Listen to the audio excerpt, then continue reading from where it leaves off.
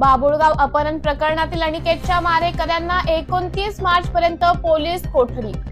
बाभुळगाव येथील अनिकेत संतोष सादुडे या बालकाचे 12 मार्च रोजी रात्री 12 वाजता एका समारंभातून अपहरण करून त्याच रात्री 12:45 त्याची गळा आवळून हत्या करण्यात आली।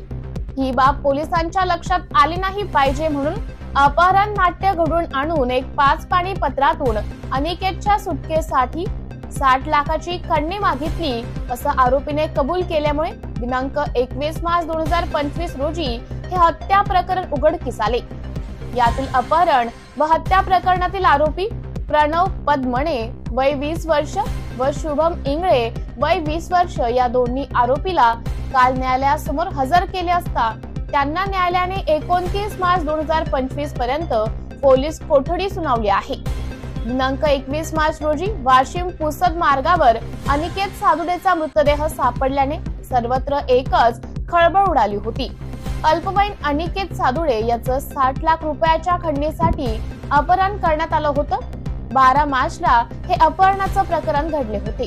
त्यानंतर पोलिसांना अनिकेतच्या शोधासाठी तपासाची चक्रे गतिमान करत शोध सुरू केला, मात्र तरीही अनिकेतचा थांगपत्ता न लागल्याने अनिकेतच्या पालकांना मोठी चिंता लागली होती। तर पोलिसांनी या प्रकरणाचे गांभीर्य लक्षात घेता तब्बल 4 जिल्ह्यातील 12 पोलीस पथकं शोध कार्यात लावली होती।